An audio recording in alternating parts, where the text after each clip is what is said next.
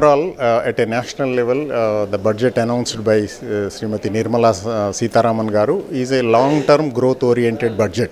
Like we can think of a lot of impetus is given for digitalization and technology interfacing, banking, and the funds have been allotted in terms of infrastructure, and particularly PM Gati Shakti, which is encompassing almost 7 sectors of different modes of transportation and logistics, is a big boost for the over long-term economy. But at the same time, for a common man post-COVID who suffered a lot and is expecting some kind of a relief in terms of ATC.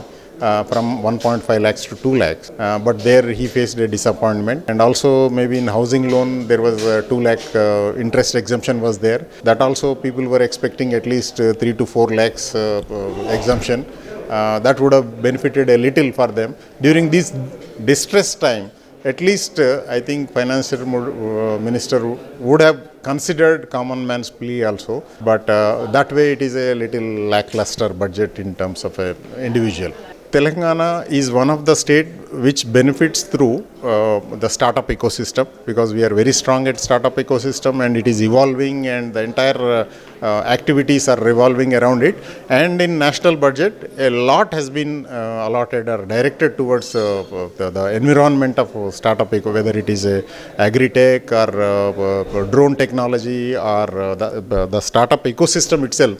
A lot of measures has been given, and digitalization has been announced, and even banking also a lot of measures have been given to make it more digitalized. So all these measures will definitely help Telangana startup ecosystem. We have to wait for the other thing is, whichever Niti Aayog allotted almost 35,000 crores, which has been approved by Niti Aayog, that has been not mentioned. But if it comes within the range of this PM Gati Shakti or other infrastructure measures, it will be a happy note for Telangana. But otherwise, there is nothing much to cheer for the state of Telangana. Cryptocurrency is like across the world, it is evolving, and it's a good move that the central government has announced that RBI will introduce a digital rupee.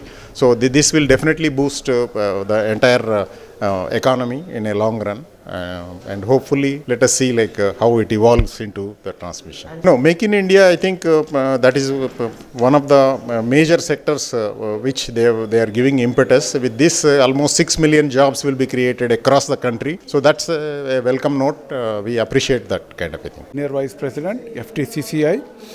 When compared to the last year, this budget is growth oriented, where the main focus has been given for infrastructure development, investment in infrastructure, more particularly transport infra. Their focus is on Gati Shakti. It's a pet project of our Prime Minister, and this will give the boost to the economy. And what we expect for the common man, reduction in income tax, that has not been given. Otherwise, development aspect for hospitality cover is also there. Agriculture MSP purchase to the tune of 2.73 lakh crore is there. It is a growth-oriented budget.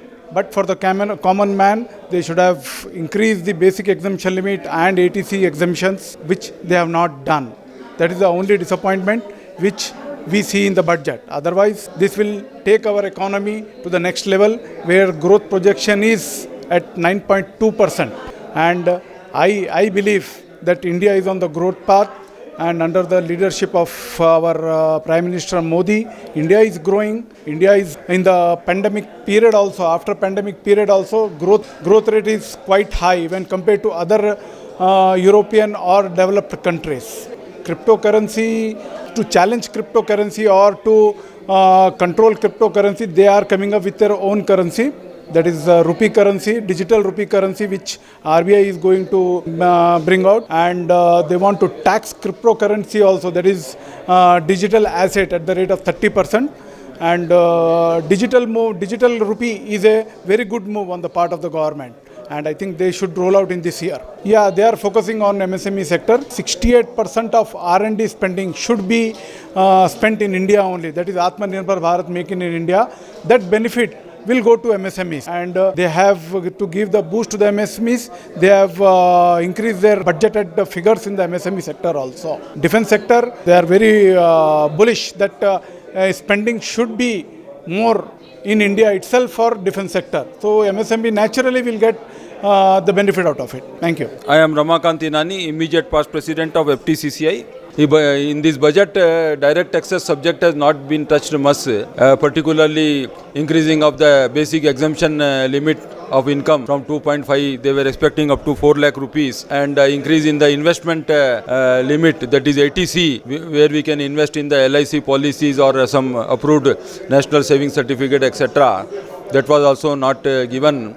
One of the reason may be 5 big states are going for election, so model code of conduct that might have not been permitted. Moreover, government in the first year itself, 2019, they have drastically increased the exemption limits.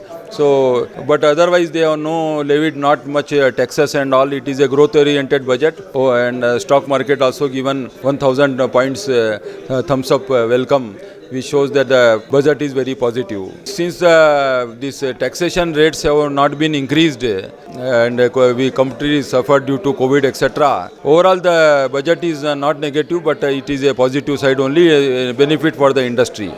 Thank you. Through Federation of Telangana Chamber of Commerce and Industry, we represent the MSME sector, the large industry, the small industries, the startup, the self-help group. So we represent the whole ecosystem of the industry in the state of Telangana, and we had circulated our wish list to all our members on their budget expectations. So we knew what the expectation was, and then when we saw the outcome, I think we are a little disappointed with the whole outcome of the budget.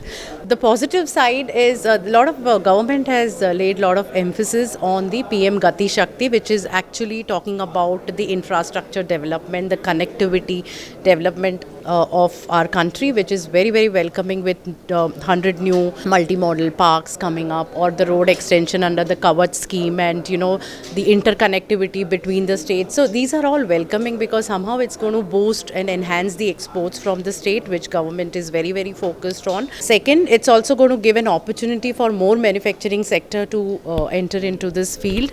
It's also an opportunity for startups, for entrepreneurs to look at logistics and infrastructure sector as a key sector for development. So that's a very welcoming initiative. I mean, it's not launched today. I mean, when it was launched, we had organized a program with the central government, and it was actually in this room. So that's good. Government has also laid special emphasis again on skilling programs, skilling, upskilling or reskilling, and also on R&D. So these are few good initiatives, but frankly, if I have to see the result, it's going to take a few years from now to see exactly where we stand and how it's going to support the sector or the growth.